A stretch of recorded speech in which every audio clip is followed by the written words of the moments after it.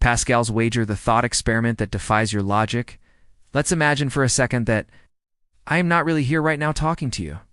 Instead, I have passed away many years ago. This video is simply a recording of my voice that has been programmed to be uploaded at some point in the future. If that were the case, would you consider yourself to be an atheist or a believer?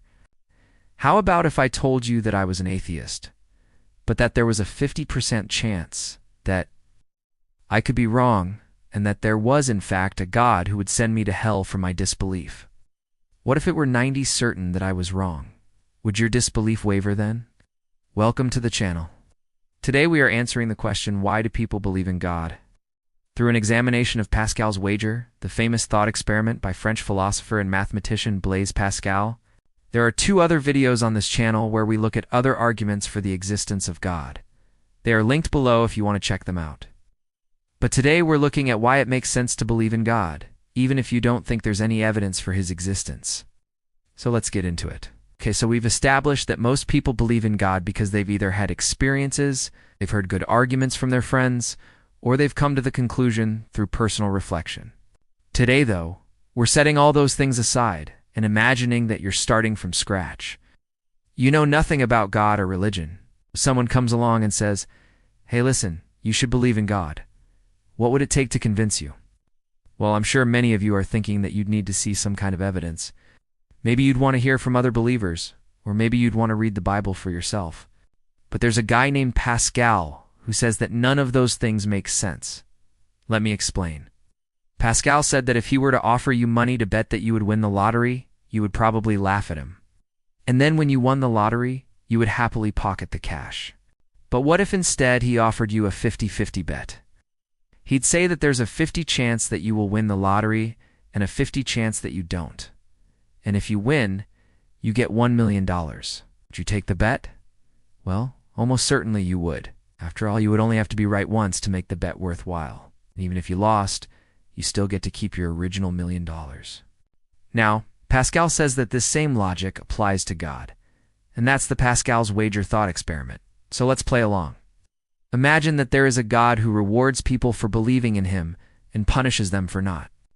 How could Pascal possibly suggest that it would be rational to believe in God despite the lack of evidence? Well, it's because according to Pascal, if God exists, you'll be rewarded infinitely more than you could ever lose. So Pascal writes, let us weigh the gain against the loss in each alternative. In what cases would you gain? In what cases would you lose? In what cases would you gain more than you lose? In what cases would you lose more than you gain? So if you believe in God and he exists, you win. If you believe in God and he doesn't exist, you lose. If you don't believe in God and he exists, you lose. If you don't believe in God and he doesn't exist, you win. But what does it mean to win or lose these cases? Well, the obvious answer is money. So let's say you win $1 million if you believe in God and he exists. Then you would lose $1 million if you believe in God and he doesn't exist. If you don't believe in God and he exists, you lose $1 million. Finally, you win $1 million if you don't believe in God and he doesn't exist. But Pascal isn't satisfied with this. Thinks there must be something more at stake. And since we're playing this made-up game, we can assume that the stakes are whatever we want them to be. So let's go big. Let's say that the reward for believing in God is eternal life in heaven, and the punishment for not believing in God is eternal life in hell. If you don't believe in God and he doesn't exist, you live a perfectly normal human life and die and are cremated, and that's it. There's no heaven, no hell, just death. So to recap, if you believe in God and he exists, you win and you go to heaven. If you believe in God and he doesn't exist, you lose and you go to hell. If you don't believe in God and he exists, you lose and you go to hell. If you don't believe in God and he doesn't exist, you win and you die. Now, if you took the average of these outcomes, you would find that believing in God is the best option because on average you would end up in heaven or you would just die, which is better than hell. Going to hell is worse than any of those options. Pascal then turns the heat up further and asks us to consider how certain we are that there is no God. He writes, "Do you not see that the more we look into the nature of these things, the more we feel their necessity? What is the nature of the infinity of pains of hell? What is the nature of the infinity of days? Do you feel equally assured of both infinities? Can infinite, which is an absolutely different species, be compared with finite numbers? Do you feel so much the less assured of one infinity because it is infinite that you cannot compare it with the other? To put it simply, Pascal is asking, are you really certain that there's no God? And his argument is that if you aren't certain, then you ought to believe in God, because the potential cost of not doing so is infinite. And remember, according to Pascal, it only takes one instance of being right to justify believing. So if there's even a 1% chance that God exists and the other 99% chance that he doesn't, it makes sense to believe in God because the upside is infinite and the downside is only $1 million. Or if there's a 10% chance that God exists and a 90% chance that he doesn't, then it still makes sense to believe in God because the upside is infinite and the worst you could lose is $10 million. And Pascal writes that the more we think about this problem, the more we realize that our certainty about the non-existence of God isn't really certainty at all. It's actually far from it.